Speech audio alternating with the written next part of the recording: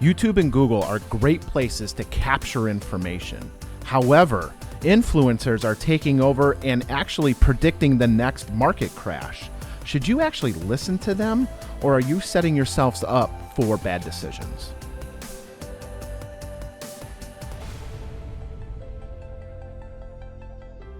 A couple weeks ago, Dave Abate and myself, we talked about like the talking heads on TV. And, you know, buy, sell, the Cramer effect and all that, all this stuff, right? Well, that's TV. And TV is, I would say, kind of muted. Like, you can't get on there and just talk crazy stuff. Right. You can, but then you'll never be asked back on, right? Mm-hmm. But YouTube and Google, that's a different creature. Because if you talk, people might listen. Yep. And the crazier you talk, the more people seem to listen. It's actually crazy like that, right? So that's what we're going to talk about today. We have a lot of, and I'll call them influencers, because as I was doing some kind of recon on this particular show, it's, hey, we got people on YouTube saying, hey, the next market crash is coming. I don't even know if they're financial experts. I don't know if they're in this field. I don't know where they're getting their information, but you know, fear sells. Mm-hmm. At the end of the day, it really, really does. And at the end of the day, people want to hear what people have to say. Why is it going to crash? And I just said it before, you know, it doesn't cost anything to listen, and fear sells. So there's a lot of people out there making these predictions, and it's been since I even got in the industry almost 20 years ago, right? You know, Peter Lynch has always been, you know, a negative Nelly, right? If you followed his advice, you might be even for the last 20 years. But the thing is, there's people more extreme than that. You got the rich dad, poor dad guy, the Robert Kiyosaki. Is that how you pronounce his name? He's predicting a crash. You know, like you got all these people coming in, because it is very easy to say, man, a lot of things don't add up. I will say that, right? I mean, I don't know how you rock $36 trillion in debt and think everything's fine and keep on spending. I'm sure the rubber will hit the road at some point, but I don't know. It's right now, and the market has, the world has gone through a lot of different phases in the last 100 years or 120 years. The market has existed, right? Yep. So I'm not overly concerned that, you know, like, hey, we're about to launch off and fall off a cliff. Mm-hmm. So what's your take, D? Yeah, you know, it's I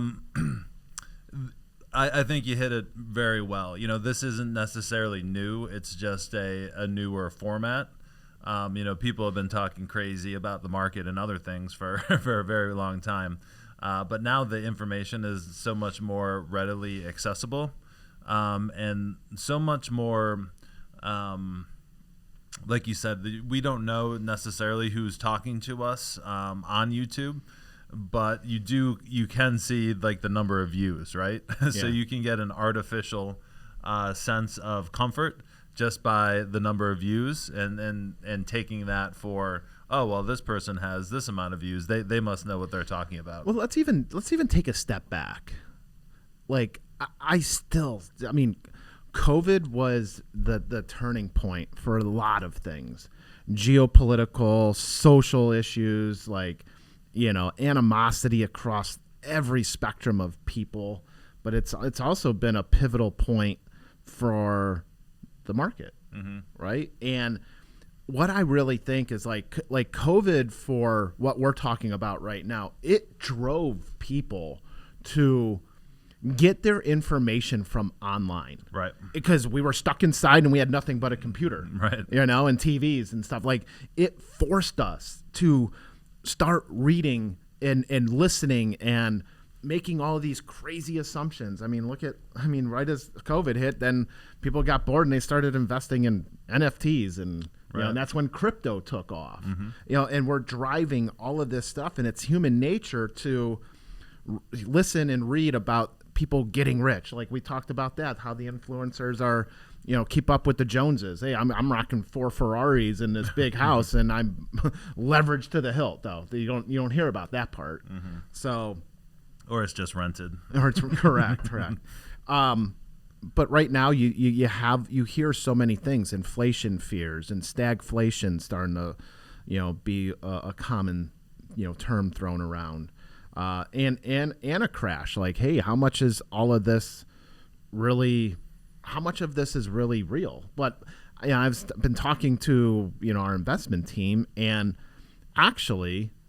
we actually do have so the market's it's not growing by multiple growth. It's actually growing because of earnings growth. Mm-hmm. Like, companies are growing, they're being profitable. Like, there's a lot of things going on, and as much as you want to hear inflation, and then you also want to hear about jobs, and like they're small cracks. They're not, the thing's not breaking in half.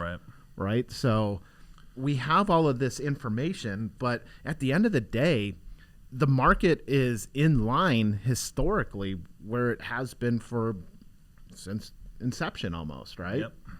So I think this is a great question. So with all of this information out there, do you think the average investor is getting smarter, or do you think they're just getting more confused? Confusion, mm-hmm. Right? Because like, how much stuff can you actually? My opinion is how much can you actually absorb? How much can you actually implement?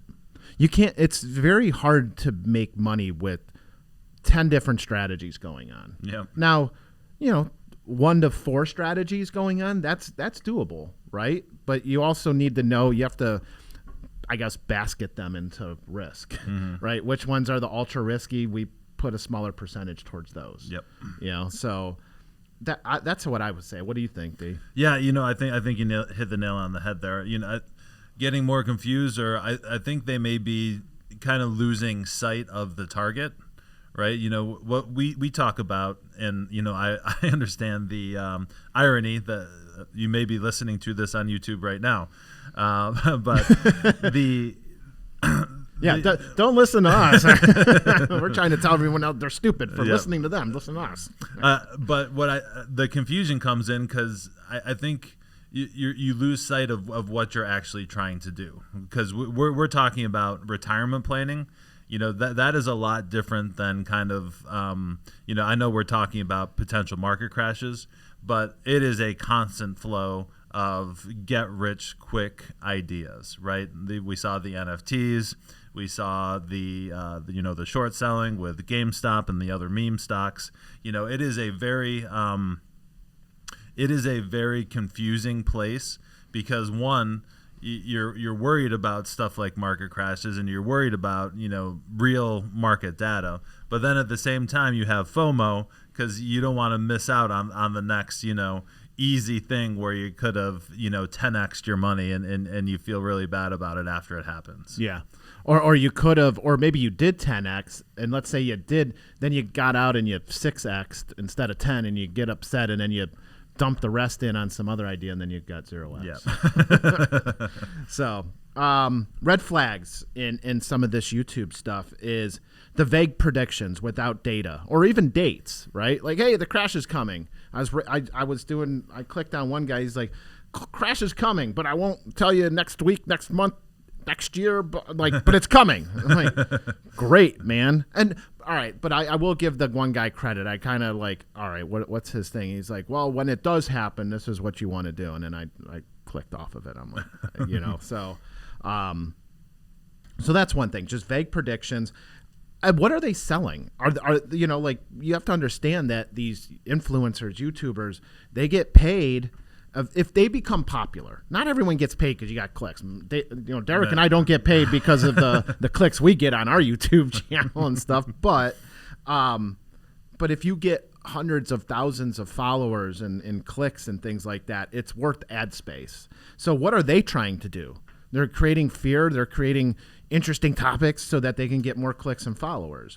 My biggest thing is, like, they're spilling overconfidence, whether it's market's going to continue to melt up or market's going to crash. It's overconfidence, but at the end of the day, like, what are their credentials? Right. That's where I started having a problem. I'm like, man, I'd really like to dig deeper and like, where did this guy come from or woman? Like, whoever's spewing all of this stuff. So how do you vet it? How do you vet what is going on? And that's one of the things. Like, do some research on who you're listening to. Where do they come from? You know, maybe you can Google their name and find out, you know, their chain of what they've done. Where they go to school? What kind of jobs have they had? When did they start their YouTube channel? A year ago? Great. Like, I don't know. That's what do you think, D? Yeah, for sure. You know, the overconfidence is the perfect one because, you know, I would consider us experts, but then we have a team of experts behind us, like picking out the stocks. And if we had to just pick out like one stock right now that was going to be the best stock for the next, you know, year, I would not have great confidence in that one because it is an extremely, extremely hard thing to do. And we have no idea what's going to happen in the next year. Yeah. And you know, what's actually really crazy right now is President Trump is investing America's money into these companies. Yep. And there's some of them are big, you know, Intel and some, like, those are gigantic. Some of these companies are small, and you see these. It's just a lottery ticket because they go from they were a $1 to $2 or $3 billion company, which is a big company, but in the grand scheme of things, they're not like 500 billion like Intel or something like that. Like, they're small. That's why and the reason they go up 100 or 200% because no one saw it coming. It is completely under wraps. So you have to be very careful on where you're going, what you're listening. But that's like another form of get rich quick kind of scheme, absolutely. right? Yep. So we have to really separate entertainment from education. You know, this is I just remember the .com era. Man, if like new company came out, they just slapped a .com at the back of whatever they're talking about, and oh my God, the thing's mooning, the thing's up 400%. They didn't even make $1 yet. Right? They're actually in debt. like that is close to what we're in. I've never seen it like that. That was insane. Yep. Like, and you got any website? you got any of those .com companies that just IPO'd? Man, I want to get in, right? So, so what do we do? And then also we can also ask, like, hey, how much of this is AI generated? You know, like, is this content that they're generating really good content, or is it just what AI spitting out? Because that seems to be a huge trend. I saw a meme the other day. They're like, hey, just think, if you're about, 40, if you're 40, 50 or 60 years old, just know that your next doctor is passing his test by jamming questions in the ChatGPT. Yep. That's scary, right? But ChatGPT might be telling people what's wrong and where to go and how to cut X, Y, and Z inside my body and cure me. Who knows? So, but what do you think? Yeah, Dave? I think that was the one I had circled too, separating entertainment from education and sales from education as well. It's countless times I've talked with people, whether they were clients or I was just talking to them. Where they kind of present something as like, this is, I read this article on the internet and, it's kind of fact, when in reality it's really just an advertisement for someone who's like against annuities or for annuities, right? You have to, when you're putting your stuff out there on the internet, you have to take a position, right? So either, I just picked annuities out of the sky. Either annuities are the greatest thing ever, or annuities are, the root of all evil. You have to pick a side. And just because you read it on the internet or you watch a YouTube video on it doesn't necessarily mean that that is how it applies to your situation. Yeah, I put an annuity into somebody's plan and it made it worse. Guess what? I'm not recommending. I put it in there and it made it better. Guess what? I'm going to recommend. Do you have to do it? No. But it's my job to explain the information. Yep, just for sure. Right. And you know what? At the end of the day, market crashes, things like that. People might get wrapped up into this. And here's the actual other side of the equation. The other side of the mountain is that they hear that things are going to crash. Tony, can you put me into cash? And I'm like, man, I really don't want to do that. Right. I mean, we can talk about putting a portion into cash, but I'm not here to tell you what to do. I'm here to help you navigate through it. Right. And the people, the people that have missed opportunities, they're the most dangerous to themselves.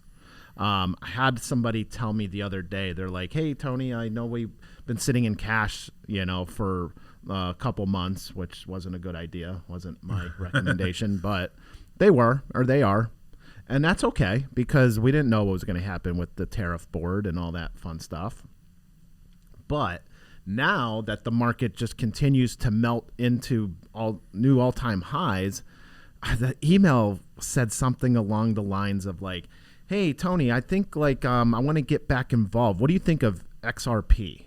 So XRP is like the third generation of crypto. You got Bitcoin that everyone knows, that most people know about Ethereum. XRP is like, I'll just call it new. And when I say new, it's like maybe this year kind of, people have probably known about it and they were buying it for 20 cents and it's $3. So yeah, it's up a gajillion %, but it came out of nowhere. Yeah.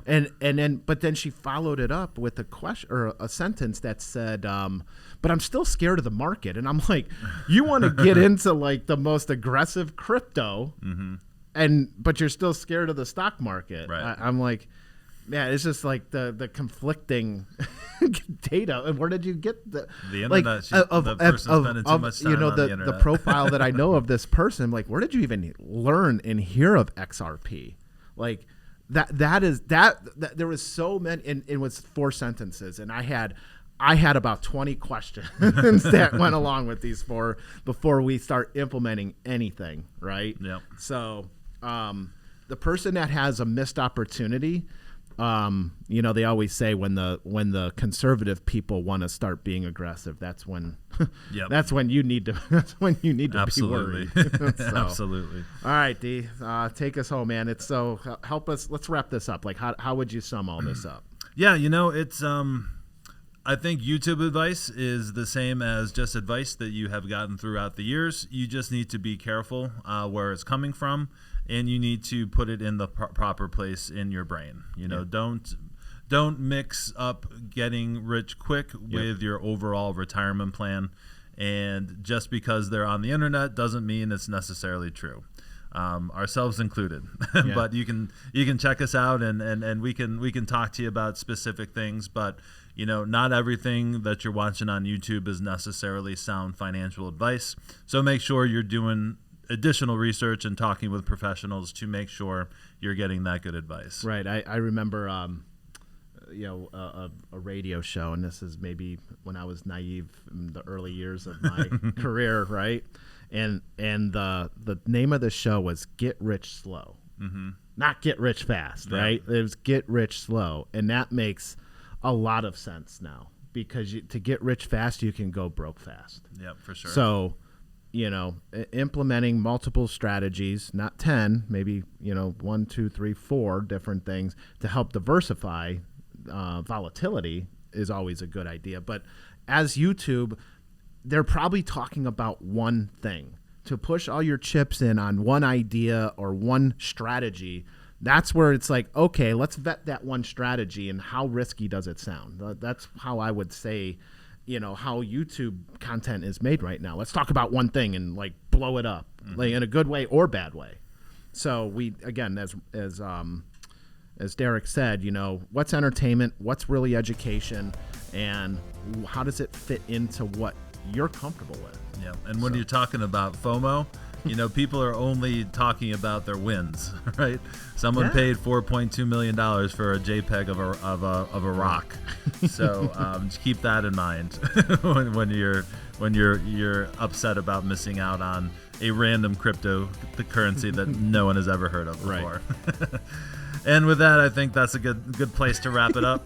If you guys have any questions, show ideas, hit us up at info@swpconnect.com, and we'll talk to you next week. The opinions expressed in the podcast are for general informational purposes only and are not intended to provide specific advice or recommendations for any investment, legal, financial, or tax strategy. It is only intended to provide education about the financial industry.